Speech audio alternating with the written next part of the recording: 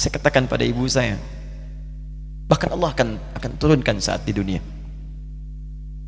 Ayah saya meninggal saat saya masuk pesantren, dan baiknya saya rasakan luar biasa. Beliau mengajar di musalla kecil dulu, sekarang jadi masjid. Itu saya selalu dibawa. Beliau mengajar, saya tidur. Sekarang gantian, saya mengajar, beliau tidur. Dan kadang dipangku, gendong sampai pulang. Saya pernah sengaja pura-pura tidur untuk ingin tahu apa yang dikerjakan ayah saya di jalan. Jaga betul supaya nggak bangun. Begitu saya disimpan di kasur dan bangun, diajak bercanda. Saya mau masuk pesantren, beliau nggak sempat ngantar. Saya bertemu, beliau menangis, peluk saya, minta maaf, nggak bisa ngantar ke pesantren. Saya belum mengerti apapun saat itu. Saya bertekad, insya Allah saya belajar dengan sungguh-sungguh. Sepekan 2 pekan saya dapat panggilan pulang. Saya tanya pada kakak saya yang ikut, sekarang ada di sini, di mana ayah? Beliau nggak jawab. Sampai di Bandung, paman saya, beliau sekarang Sekom MUI Jawa Barat, langsung menyampaikan, nampaknya nggak akan terkejar sampai sana, mungkin sudah dimakamkan. Saya ngerti, paham saat itu bahwa beliau telah wafat. Maka saya pulang. Maghrib saya sampai, saya dapati ibu di ruangan tengah. Saya datangi, saya menahan tangis, tidak menangis sedikit pun untuk membahagiakan ibu saya. Saya datang, saya peluk, saya temani tidurnya. Itu pertemuan saya dengan ayah saya terakhir di mimpi. Saya bermimpi mulia, sudah pakai kemeja, tersenyum, mendadahi saya. Sudah. Besoknya saya cari ke kamar, ternyata Allahu Akbar, apa yang selama ini saya pelajari di pesantren, kitabnya sudah ada di kamar semua, sudah disiapkan. Saya menangis saat itu. Saya bawa mushaf. Jadi bapak saya, ayah saya, itu bajunya pun saat wafat dibagikan kepada sahabat-sahabatnya. Bajunya, kitab-kitab ini dibagikan. Ibu saya menunjukkan kemudian ada jam yang nanti nak pakai. Saya bilang, simpanlah. Saya bawa mushaf. Dengan mushaf itu saya duduk di ruangan tengah, saya menghadap ke kiblat dan saya mohon kepada Allah, ya Allah, saya tak punya kemampuan lagi membahagiakan ayah saya saat hidup di dunia, tapi mohon jadikan setiap huruf dalam Al-Quran ini, ya Allah, pahalanya mengalir untuk ayah saya. Begitu saya bacakan saat itu, tak bisa saya berhenti, dan tiba-tiba langsung masuk ayatnya, artinya, posisinya, nomornya, gak pernah berhenti, masuk. Saya bertekad ingin berbuat baik. Puncaknya saya sekolah.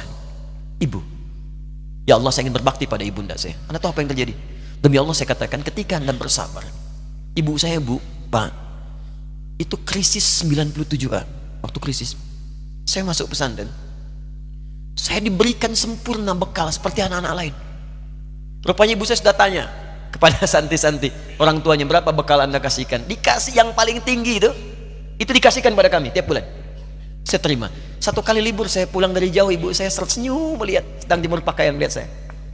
Begitu saya tiba, kaget saya.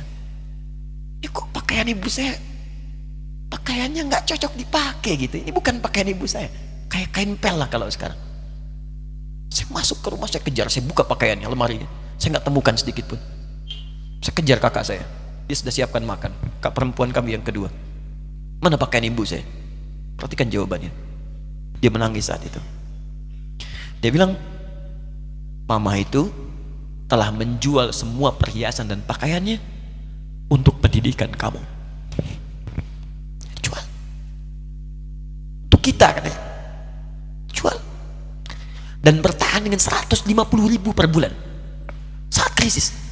Jadi rupanya ibu saya itu makan nasi sehari cuma sekali. Beliau mengajar. Di berangkat sekolah itu cuma makan pisang, minum kopi, makan nasinya malam. Saya bilang, ya Allah, saya akan ganti baju ibu saya dengan kain ihram dan saya gandeng tangannya di Masjidil Haram. Itu apa yang terjadi? Begitu saya kuliah di Libya, alhamdulillah, saya berangkat, saya mulai mengajar, saya serius belajar. Saat itu kemudian Allah mulai berikan jalan. Saya ingin sungguh-sungguh. Malam saya bangun, saya sholat, saya belajar, saya menghafal Quran, saya belajar riwayat Quran. Sampai puncaknya tiba. Saya ditugaskan pemerintah Indonesia saat itu untuk jadi petugas haji di Mekah. Saya telepon ibu saya. Saya bilang, Ma, saya insya Allah akan haji 2010. Saya telepon Februari saat itu. Saya dengar suara, terbayang wajahnya indah, senyuman, bahagia. Alhamdulillah, nak. Kapan berangkat? Tahun ini insya Allah. Saya bilang, dan saya tidak akan pernah berangkat kecuali mama pun akan berangkat. Terdengar nada pesimis tapi senyum. Dari mana katanya? Allah akan kasih, saya bilang. Saya sedang bekerja berusaha karena Allah. Mustahil Allah akan sia-siakan kita. Berapa butuhnya? Porsinya 25 juta. Kapan harus ada? Bulan Juni. Ya, jadi dari Februari ke Juni itu. Ya, Juli bukan Juni, Juli. Ya, jadi saya masih ingat tuh bulan 7 5 bulan itu. Saya ibu Pak, nabung saya beli tabungan, saya niatkan untuk ibu saya haji. Bulan Juli masih setor 25 juta. Jadi semua tabungan masukin situ. Ada yang ngajar ngasih, masukin situ. Masukin semua. Tepat sepekan sebelum itu kemudian didaftarkan, saya buka tabungan. Allahu Akbar, karunia Allah luar biasa. Tadi butuh berapa? 25 juta. Begitu dibuka, Masya Allah, 1 juta. Karena beasiswa nggak banyak, 1 juta. Tapi 3 hari sebelum daftar, entah dari mana ibu-ibu pengajian di KBRI datang, Ustadz, ibu katanya mau haji juga ya, Ustadz mau haji ya, ibu ikut ya, sudah nggak usah dipikirin, nanti kami yang pikirkan semuanya.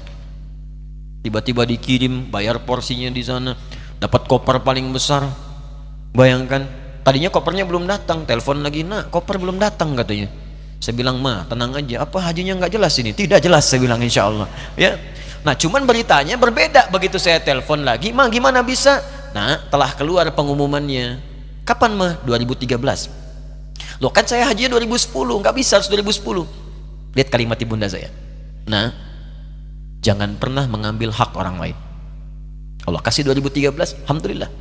Saya bilang, Ma, kita tidak harus mengambil hak orang lain, tapi kita meminta kepada Allah yang memanggil kita. Boleh jadi Allah akan berikan tambahan kuota pada tahun ini. Doa lagi, minta, langsung ke masjid. Tiba-tiba ada sidang Oki di Istanbul saat itu, keputusan 1.000. Setiap ada 1.000 muslim, 1 kuotanya. Saat itu Indonesia dapat tambahan 22.000, termasuk ibu saya ada di situ. Ya, acara malam Al-Qadar 27 Ramadan, malam masih ingat betul, saya jadi MC dengan rektor pada saat itu. Saya nggak pernah bawa handphone, tiba-tiba handphone itu saya bawa, berbunyi kemudian telepon itu. Saya minta pada rektor izin, saya angkat dulu, diperkenankan. Saya kemudian ke belakang masjid, saya angkat. Tiba-tiba saya dengar suara sudah menangis. Nah, katanya, kenapa, Ma? Alhamdulillah, Mama bisa haji. Ternyata kuota itu termasuk ibu saya. 5 bulan, Pak. Enak biasa. Nggak bayar tambahan, nggak ada macam-macam, bisa berangkat.